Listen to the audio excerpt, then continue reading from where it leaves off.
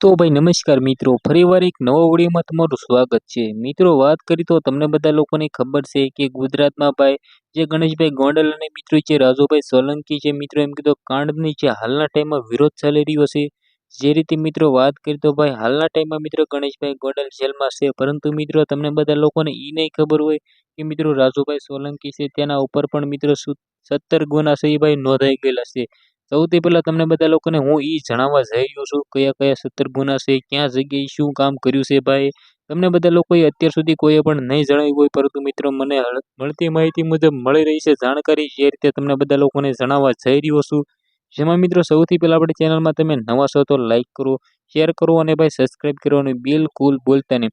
સૌથી પહેલા આપણે વાત કરીએ તો જૂનાગઢમાં મિત્રો ગણેશભાઈ ગોંડલ વિરુદ્ધ જે ફરિયાદ કરનાર સંજયભાઈ સોલંકી ઉપર તેના પરિવાર ઉપર મિત્રો 17 ગુના છે.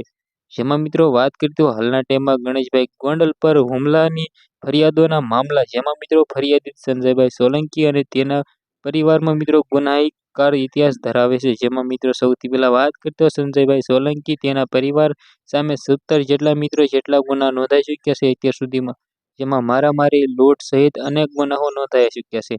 સૌથી પહેલા આપણે વાત કરીએ તો મિત્રો રાજુભાઈ બાવજીભાઈ સોલંકી વિરુદ્ધ 12 ગુના નોંધાઈ ચૂક્યા છે.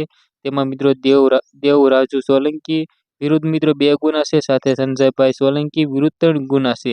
જેમાં સૌથી પહેલો ગુનો વાત કરીએ તો 2024માં મિત્રો તેના પરિવાર ગુનાહિત ઇતિહાસ મિત્રો આ ધરાવે છે. જેમાં 16 તારીખ 8મો મહિનો 2022ના રોજ ચાલુ રાજુ સોલંકી દારૂની ધંધાની મિત્રો પોલીસ ફરિયાદ કરનાર પર પિતા રાજુ સાથે મળીને લોખંડ પાઇપથી હુમલો કરનાર તે પ્રથમ તેનો ગુનો હતો.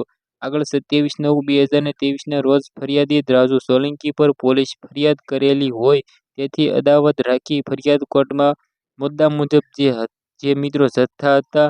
ત્યારબાદ રાજુ સોલંકી તેના પુત્ર દેવ સોલંકી લોખંડ પાઇપ વડે ફરિયાદ પર જીવલેણ હુમલો કર્યા હત્યાનો પ્રયાસ કર્યો તે ગુનો હતો. આગળ રાજુભાઈ સોલંકી સામે હત્યા પ્રયાસ, મારામારી, લૂંટ, વ્યાજખોરી, ગેરકાયદેસર હથિયાર અપહરણ, પોલીસ પર હુમલો વગેરે મિત્રો તેના ઉપર ગુના નોંધાઈ ચૂક્યા છે. 8 તારીખ 7મો મહિનો 2014ના રોજ અપહરણની કોશિશ અને મારવાનો ગુનો મિત્રો દાખલ છે. સાથે મિત્રો 8/10/2014ના રોજ મિત્રો પોલીસ ઉપર હુમલો કર્યો હતો તેના ઉપર પણ કેસ છે. 19/10/2014માં ઘોડી પાસેના જુગારનો કેસ તેના ઉપર છે. 20/10/2014માં જુગાર પર રેડ કરવા ગયા એઆઈએસ સહિત પોલીસ કર્મી ઉપર જીવલેણ હુમલો કરવા બાબતે તેના ઉપર મિત્રો એમ કીધો જે આપણે કાયદેસર ગાડીઓ નુકસાન પહોંચાડ્યું હતું. 4/4/2016માં રોજ અપહરણ કરીને ઢોરમાર મારવાનો ગુનો તેના ઉપર દાખલ છે. 12/3/2016ના રોજ એક વ્યક્તિને રસ્તા પરથી સાઈડમાં હટી જવા કહેવા તે વ્યક્તિ તેના ઉપર પત્ની પર હુમલો કર્યો. ત્યારબાદ ફરિયાદરે તલવાર, ભાલા જેવા હથિયારો લઈને જાનથી મારી નાખવાની ધમકી આપી હતી.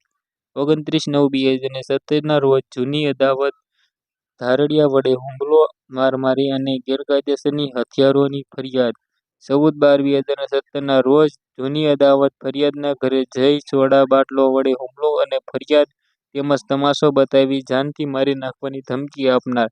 2/6/2020માં વ્યાજખોરી અને પઠાણી ઉઘરાવણીનો ગુનો છે. 1/2/2022 સામે જોવા જેવી સામાન્ય બાબતે લોખંડ પાઇપ અને લાકડી વડે હુમલો તેના ઉપર ફરિયાદ બીજી છે. 16/8/2022ના રોજ દારૂ ધંધાની પોલીસ ફરિયાદ કરાવનાર વ્યક્તિ લોખંડ પાઇપ વડે આધેવડે મારવાની ફરિયાદ. 27/9/2023ના રોજ જૂની અદાવતનું મન દુઃખ રાખી ફરિયાદ લોખંડ પાઇપ વડે બેફામ મારવાની પ્રયાસથી તેના ઉપર નોંધાઈ હતી ફરિયાદ.